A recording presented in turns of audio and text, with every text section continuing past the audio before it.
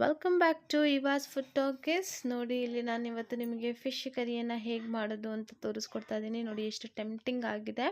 ನಾನು 4 kg ಮೀನನ್ನು ತೊಗೊಂಡಿದ್ದೀನಿ. ಅದನ್ನು ನೀಟಾಗಿ ವಾಶ್ ಮಾಡಿ ಹುಣಸೆ ಹುಳಿ, ಅರಿಶಿನ ಹಾಗೆಯೇ ಉಪ್ಪನ್ನು ಹಾಕಿ ನೆನೆಸಿಟ್ಕೊಂಡಿದ್ದೀನಿ. ಒಂದು 3 to 4 hours ಇಟ್ಕೋಬೋದು. ಅದ್ರ ಜೊತೆಗೆ ಸ್ವಲ್ಪ ಹುಣಸೆ ಹುಳಿ ಕೂಡ ತೊಗೊಂಡಿದ್ದೀನಿ. ಇಲ್ಲಿ ನೋಡಿ, ನಾನು ಒಂದಷ್ಟು ಮಸಾಲೆಗಳನ್ನು ತೊಗೊಂಡಿದ್ದೀನಿ. ಅದರಲ್ಲಿ ಜೀರಿಗೆ, ಬೇಳೆ, ಮೆಂತೆ ಹಾಗೆ ಸ್ವಲ್ಪ ಅಕ್ಕಿಯನ್ನು ನಾನು ಹುರಿದು ಇಲ್ಲಿ ಇಟ್ಕೊಂಡಿದ್ದೀನಿ. ನಿಮಗೆ ಕರೆಕ್ಟಾಗಿ ಕಾಣಲಿ ಅಂತ ನಾನು ನಿಮಗೆ ತೋರಿಸ್ಕೊಡ್ತೀನಿ. ಫ್ರೆಂಡ್ಸ್, ಪ್ಲೀಸ್ ನಮ್ಮ ಚಾನಲ್ನ ಸಬ್ಸ್ಕ್ರೈಬ್ ಮಾಡ್ಕೊಳ್ಳಿ. ಹೊಸದಾಗಿ ಸಿಂಪಲ್ ರೆಸಿಪೀಸ್ಗೋಸ್ಕರ ನಾವು ಈ ಚಾನಲನ್ನು ಮಾಡ್ತಾಯಿದ್ದೀವಿ. ನೋಡಿ, ಹಾಗೆ ಲೈಕ್ ಮಾಡಿ, ಶೇರ್ ಮಾಡಿ ನಿಮ್ಮ ಫ್ಯಾಮಿಲಿ ಮತ್ತು ಫ್ರೆಂಡ್ಸ್ ಜೊತೆಗೆ. ನೋಡಿ ಫ್ರೆಂಡ್ಸ್, ಇದಾದಮೇಲೆ ನಾನು ಒಂದಷ್ಟು ಗೋಡಂಬಿಗಳನ್ನ ತೊಗೊಂಡಿದ್ದೀನಿ, ಹಾಗೆ ಒಂದಷ್ಟು ಬಾದಾಮಿ ತೊಗೊಂಡಿದ್ದೀನಿ, ಹಾಗೆ ಒಂದಷ್ಟು ಶುಂಠಿಯನ್ನು ತೊಗೊಂಡಿದ್ದೀನಿ.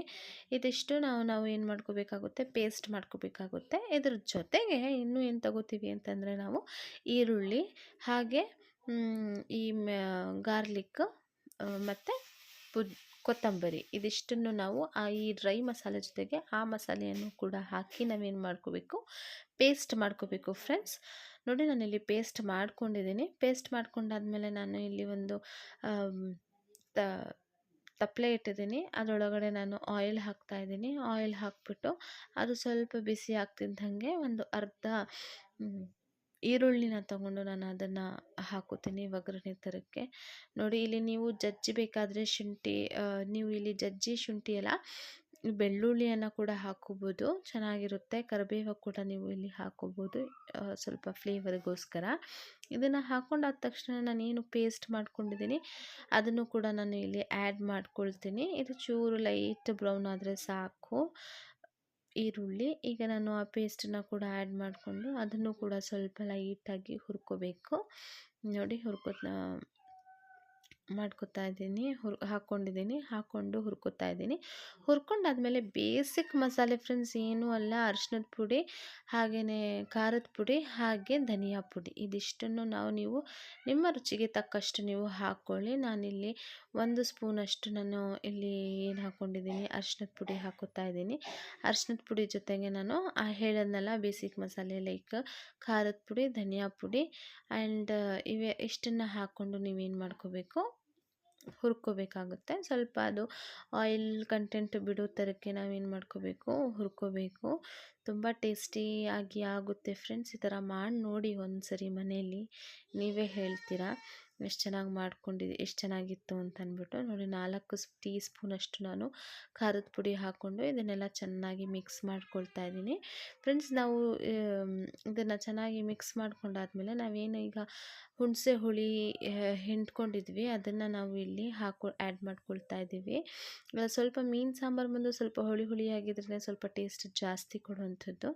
ಹಾಗಾಗಿ ಟಮಾಟೆ ಹಣ್ಣು ಕೂಡ ನೀವು ಜಾಸ್ತಿನೇ ತೊಗೋಬೇಕು, ಯಾಕೆಂತಂದರೆ ಅದರಿಂದ ಹುಳಿ ಕೊಡೋದ್ರಿಂದ ಅದು. ನೋಡಿ, ಹೀಗೆ ಆ್ಯಡ್ ಮಾಡಿ ಚೂರು ಸ್ವಲ್ಪ ನೀವು ವಾಟರನ್ನು ಆ್ಯಡ್ ಮಾಡ್ಬೋದು. ಲೈಕ್ ಹಾಫ್ ಬೌಲನ್ನು ನಾನು ಇಲ್ಲಿ ಆ್ಯಡ್ ಮಾಡ್ಕೊಂಡಿದ್ದೀನಿ, ಅಂದರೆ ತುಂಬ ಚಿಕ್ಕ ಬೌಲ್ ಅದು. ಆ್ಯಡ್ ಮಾಡಿ ನಾನು ಏನು ಮಾಡ್ಕೊಳ್ತೇನೆ, ಇದನ್ನು ಕ್ಲೋಸ್ ಮಾಡಿ ಸ್ವಲ್ಪ ಒಂದು 2 minutes ಇದು ಚೆನ್ನಾಗಿ ಆಯಿಲ್ ಬಿಡೋ ಥರಕ್ಕೆ ನಾನು ಮಾಡ್ಕೊಳ್ತೀನಿ. ಅಷ್ಟರಲ್ಲಿ ನಾನು ಕೊಬ್ಬರಿ ಹಾಗೆಯೇ ಟೊಮ್ಯಾಟೊ ಹಣ್ಣು ಎರಡೂ ಕೂಡ ನಾನು ಪ್ಯೂರೇ ಮಾಡ್ಕೊಳ್ತೀನಿ. ನೋಡಿ ಫ್ರೆಂಡ್ಸ್, ಇಲ್ಲಿ ರುಬ್ಕೊಂಡಿದ್ದೀನಿ. ಸುಮಾರು ಅರ್ಧ kgಗಿಂತ ಸ್ವಲ್ಪ ಜಾಸ್ತಿ ಟೊಮ್ಯಾಟೊ ಹಣ್ಣು, ಹಾಗೆಯೇ ಒಂದು ಪೂರ್ತಿ ದೊಡ್ಡ ಸೈಜಲ್ಲಿರುವಂಥದ್ದು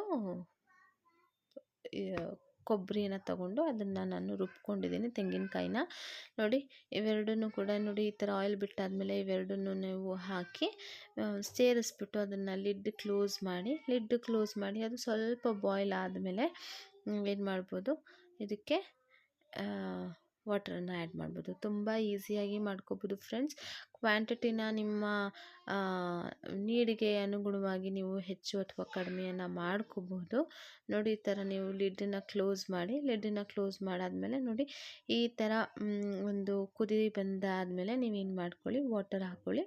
ನೀವು ನೀರನ್ನು ಹಾಕ್ಕೊಳ್ಳೋದು ನಿಮಗೆ ಎಷ್ಟು ಥಿಕ್ ಅಥವಾ ನಿಮಗೆ ಎಷ್ಟು ತೆಳು ಅಥವಾ ಎಷ್ಟು ಗಟ್ಟಿ ಸಾಂಬಾರು ಬೇಕು ಅನ್ನೋದ್ರ ಮೇಲೆ ಡಿಪೆಂಡ್ ಆಗುತ್ತೆ ಫ್ರೆಂಡ್ಸ್. ಆದಷ್ಟು ನಮ್ಮದು ನಾನು ಮಾಡ್ಕೊಂಡಿರೋವಂಥದ್ದು ಮೀಡಿಯಮ್ ಆಗಿದೆ. ಆಗಿದೆ. ನಾನೀಗ ರುಚಿಗೆ ತಕ್ಕಷ್ಟು ಉಪ್ಪನ್ನು ಹಾಕುತ್ತಾ ಇದ್ದೀನಿ. ನೋಡಿ ಫ್ರೆಂಡ್ಸ್, ನಾನು ಯಾಕೆಂದರೆ ನಾವು ಆಲ್ರೆಡಿ ಮೀನಿಗೂ ಉಪ್ಪು ಹಾಕಿರೋದ್ರಿಂದ ಸ್ವಲ್ಪ ನೋಡಿ ಉಪ್ಪು ಹಾಕ್ಕೊಳ್ಳೋಣ.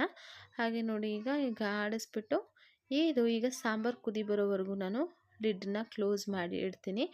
ಚೆನ್ನಾಗಿ ಸಾಂಬಾರು ಕುದಿಬೇಕಾದ್ರೆ ಮೀನನ್ನು ಹಾಕಬೇಕು. ನೋಡಿ, ಮೀನು ಏನು ಅರಿಶಿನ ಹಾಕಿ ನೆನೆಸಿಟ್ಕೊಂಡಿದ್ದೋ ಅದೆಲ್ಲ ವಾಶ್ ಮಾಡಿ ಕ್ಲೀನ್ ಮಾಡಿ ಈಗ ಇಟ್ಕೊಂಡಿದ್ದೀನಿ. ಈ ಮೀನನ್ನು ನಾನೀಗ ಏನು ಮಾಡ್ತೀನಿ, ಸಾಂಬಾರಿಗೆ ಆ್ಯಡ್ ಮಾಡ್ಕೊಳ್ತಾ ಹೋಗ್ತೀನಿ. ಆ್ಯಡ್ ಮಾಡಿ ಒಂದು 5 ಮಿನಿಟ್ಸ್ ಕುದಿ ಬರೋವರೆಗೂ ನೀವು ಹಾಕ್ಕೊಂಡ್ರೆ ಇದು ಮಾಡಿಕೊಂಡ್ರೆ ಸಾಕು. ಮೀನ್ಸ್ ಹೈ ಫ್ಲೇಮಲ್ಲಿ ಇಟ್ಟರೆ ಸಾಕು. ಈಗ ನಾನು ಕ್ಲೋಸ್ ಮಾಡಿ ಏನು ಮಾಡಿಕೊಂಡೆ ನೋಡಿ, ಹೀಗೆ ಆಡಿಸ್ಬಿಟ್ಟು ಸ್ವಲ್ಪ ಮಿಕ್ಸ್ ಆಗಲಿ ಎಲ್ಲ ಫಿಶ್ ನೀಟಾಗಿ ಸಾಂಬಾರೊಳಗೆ ಅಂತಂದ್ಬಿಟ್ಟು ಇದು ಮಾಡಾದ್ಮೇಲೆ ನಾನೀಗೇನು ಮಾಡ್ತೀನಿ, ಕ್ಲೋಸ್ ಮಾಡ್ತೀನಿ. ಲಿಡ್ಡನ್ನು ಕ್ಲೋಸ್ ಮಾಡಾದಮೇಲೆ ಒಂದು 5 ಮಿನಿಟ್ಸ್ ಆದಮೇಲೆ ನಾನು ಸ್ಲೋ ಫ್ಲೇಮ್ ಮಾಡಿ ಅದನ್ನು ಆಫ್ ಮಾಡ್ಕೊಂಡು ನೋಡಿ ಫ್ರೆಂಡ್ಸ್, ಈಗ ಕುದಿ ಬರ್ತಿದೆ. ಈಗ ನಾನು ಲಿಡ್ಡನ್ನು ಆಫ್ ಮಾಡ್ಕೊಂಡಿದ್ದೀನಿ. ನೋಡಿ, ಆಫ್ ಮಾಡ್ಕೊಂಡಾದ್ಮೇಲೆ ನಾನು ಏನು ಮಾಡ್ತೀನಿ, ಈಗ ಮುಚ್ಚಿ ಇಡ್ತೀನಿ.